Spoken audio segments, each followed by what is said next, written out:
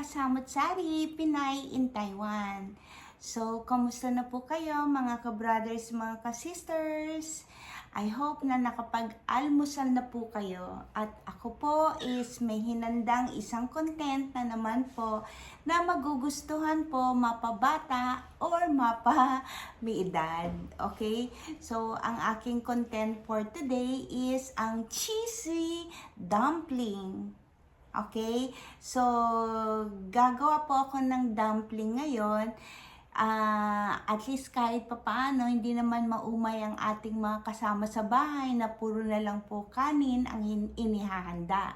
So, for today, I will prepare a cheesy dumpling po. Tayong dumpling na pambalot. Tapos, meron po tayong corn. Haluan po natin ng corn. At saka ang giniling. At saka yung kanyang mga ingredients, sibuyas. Maglalagay po ako ng sibuyas, bawang, at cornstalk. Yung onion stock po. And also the cheese, ang ating Eden cheese. Okay po, simulan na po natin ang ating mixing. So, kuha po tayo ng isang pwedeng mix. So, gagamit po ako ng gloves. Okay po, so ilalagay na po natin ang ating corn. Ay, ang ating pork. Ang ating corn, dinamihan ko po ang corn. Kung kulang po is magdagdag po kayo kung sa tingin niyo po is gusto ng mga bata ang corn. Then ihalo na po natin itong lahat.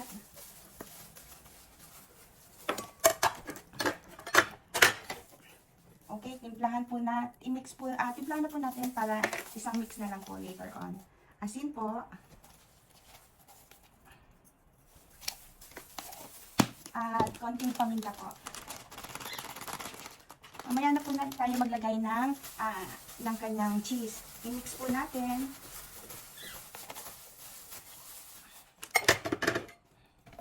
Tapan natin yung kanyang dumpling.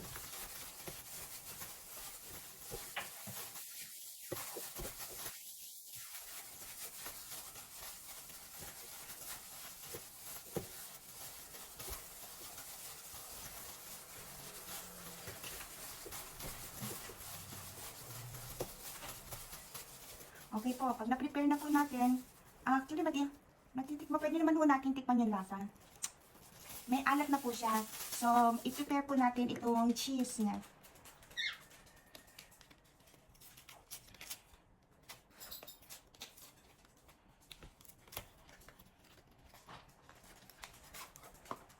Damihan po natin ng cheese para magustuhan ng bata.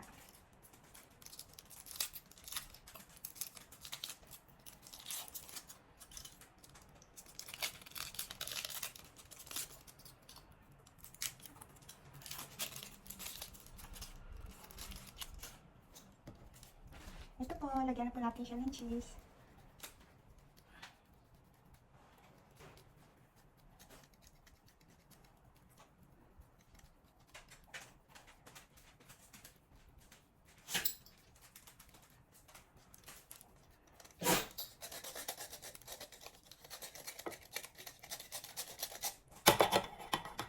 Ayan po, halos kalahati na lang po yung cheese. So, kalahati po yung nailagay natin sa kanya. So, haluin po ulit natin.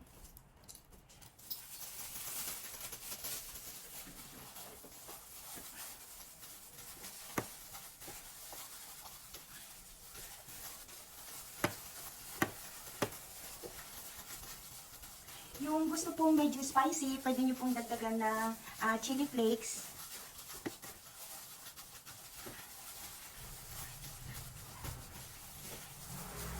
So, ang akin pong gagawin, total, yung nandito naman pong kakain, wala naman pong masyadong bata. Pero po, pag may bata po sa inyo, huwag nyo na lang pong lagyan ng chili flakes. Ako po ngayon, maglalagay po ako ng konting chili flakes.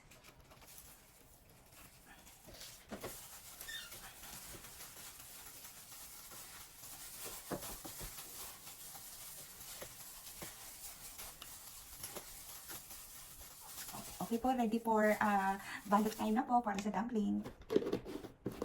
Iayos ko lang po itong nasa lamesa. Simulan na po natin ang pagbabalot.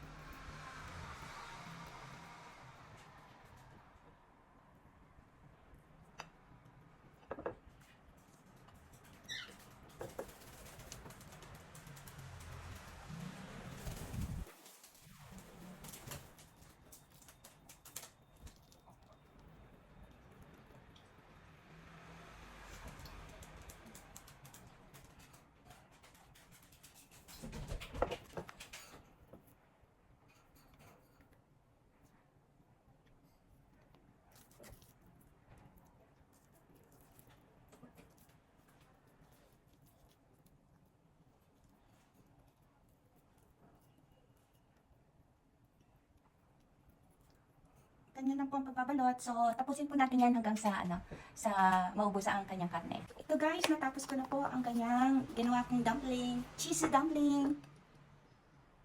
So, actually, kung ilan lang po ang kakain, like for me, tulog pa po yung anak ko. So, magpe-prepare lang po ako ng para sa baon ko sa office. So, ito lang po yung lulutuin ko ngayon. So, tingnan po natin. Ito po, yung aking tubig, nilagyan ko po siya ng konting mantika para hindi po siya magdikit-dikit. So, pag kumulo na po siya, lagay na po natin yung ating dumpling.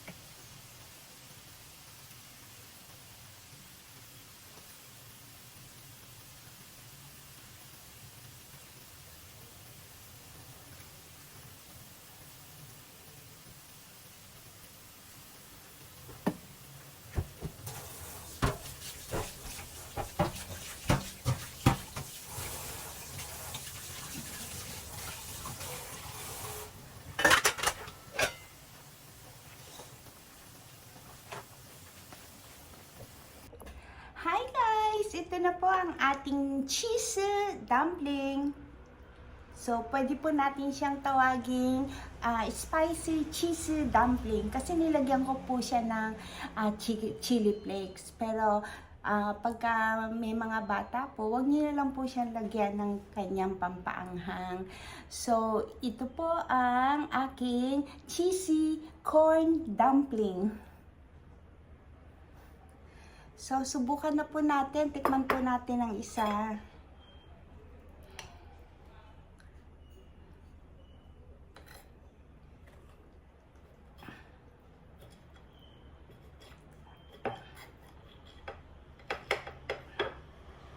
Ito po, tikman po natin.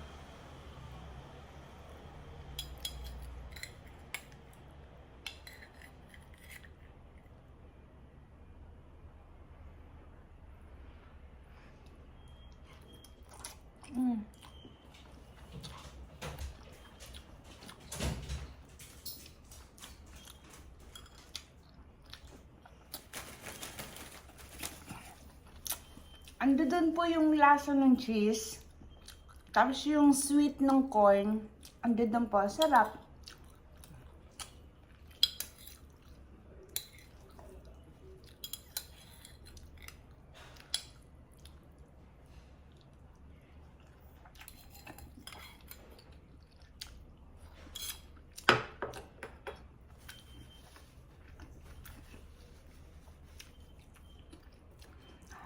So mga misis, mga kasamot-sari, Pinay in Taiwan, ano pa po ang hinihintay ninyo? Gawin niyo na rin po at napakadali lang po. Yun nga lang, dun sa pagbabalot po ang medyo tayo natagalan.